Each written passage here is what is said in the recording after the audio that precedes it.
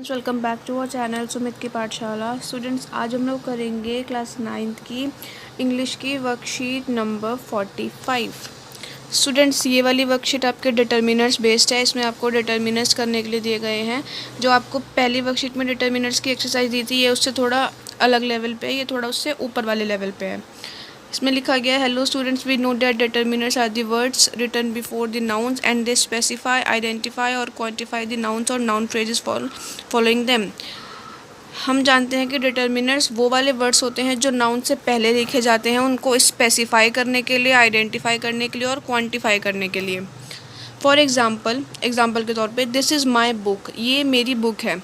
Book is a noun, book एक noun है। And the word my tells that the book belongs to me, और जो ये word है माई, ये बताता है कि ये बुक मेरी है। The determinant my refers to a book which is mine. जो माई वर्ड है वो एक डिटर्मिनर है जो कि बताता है कि ये बुक जो है वो मेरी है। Determiners mainly have two functions. Determiners के मेनली दो फंक्शंस होते हैं। First, referring to the noun, पहला होता है नाउन को रेफ़र करना। दूसरा होता है क्वांटिफाइंग द नाउन, नाउन के बारे में बताना, उसकी क्वांटिटी को बताना कि वो एक है, दो है, कितनी है। डिटर्मिनर्स आपको जो दिए गए हैं, ये टेबल दी गई है, इसमें आपको अलग अलग तरह के डिटर्मिनर्स और उनका यूज़ और उनके एग्जांपल्स दिए गए हैं। ये मैं आपको समझा देती हूँ। स्पेसिफाइंग, फर्स्ट है specifying definiteness of nouns. Noun की डेफिनेटनेस को बताने के लिए जो यूज़ होते हैं डिटर्मिनर्स, वो आर्टिकल्स होते हैं, जैसे कि ए, एन और द।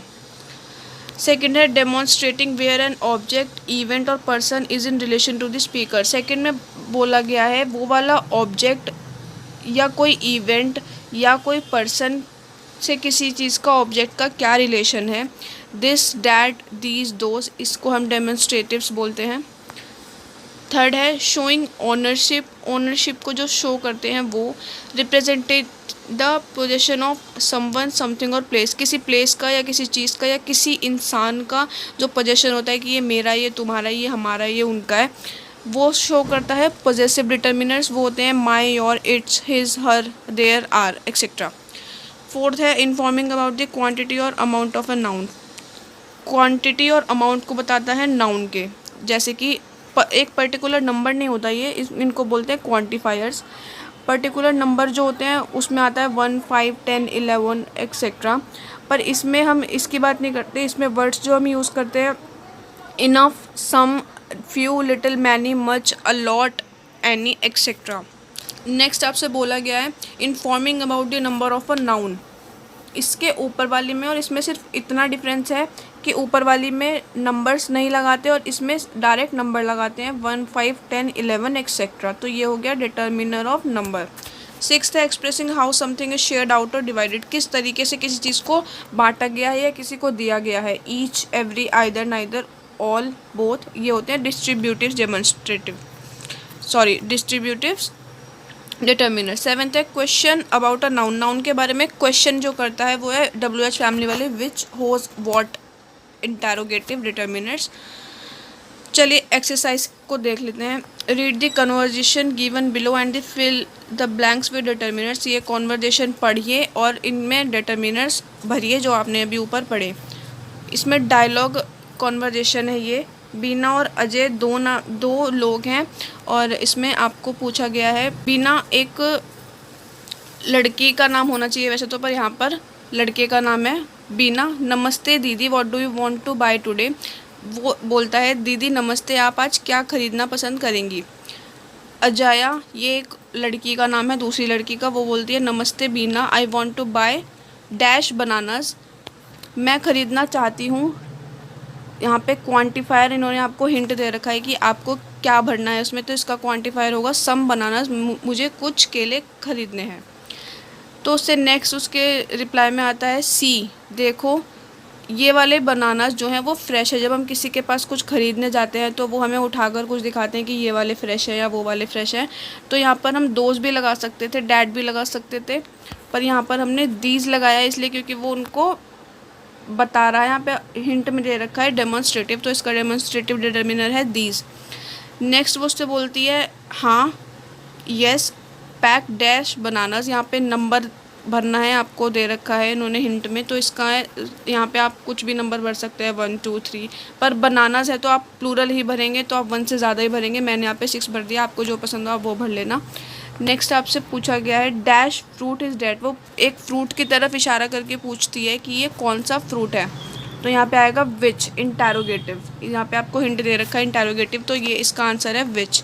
नेक्स्ट आपसे पूछा गया है दीदी dash fruit is a dragon fruit, ये जो फ्रूट है ये एक ड्रैगन फ्रूट है, यहाँ पे डेमोन्स्ट्रेटिव है, तो इसका है आंसर दिस।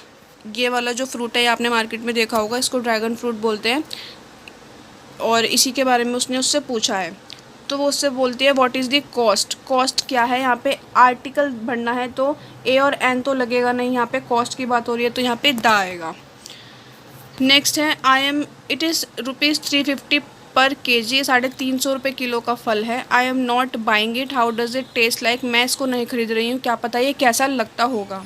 तो वो उसको बोलता है it taste like a mix of kiwi and a pair, ये एक कीवी और एक अनाशपाती के मिक्सचर है, मिक्सचर जैसा इसका टेस्ट है। यहाँ पर आर्टिकल भरना है, तो यहाँ पे ए मिक्स, मिक्स जो होता है वो दा भी नहीं आएगा, यहाँ पे एन भी नहीं आएगा, बचा कौन सा आर्टिकल ए, तो यहाँ पर ए आएगा। Ajay give me half KG of, मुझे आधा किलो दे दो, किसका, कीवीज़ का एंड पेयर्स का, मुझे आधा किलो कीवीज़ दे दो, आधा किलो पेयर्स भी दे दो। तो यहाँ पे बात हो रही है दो चीज़ों की, तो यहाँ पे डिस्ट्रीब्यूटिव डिटर्मिनर लगेगा, तो यहाँ पे आएगा बोथ।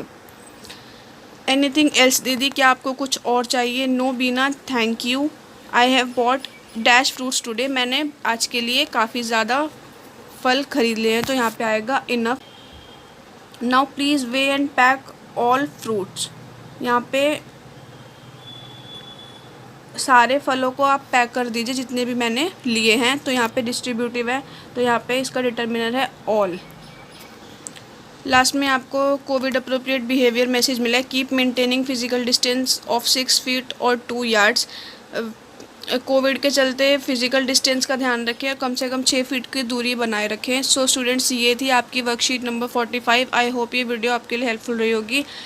चैनल पर नए हो तो चैनल को प्लीज़ सब्सक्राइब करो, इस वाली वीडियो को लाइक करो, शेयर करो, और कोई डाउट हो तो कमेंट सेक्शन में पूछो। जल्दी मिलते हैं नेक्स्ट वीडियो में अगली वर्कशीट के साथ। Thank you so much for watching.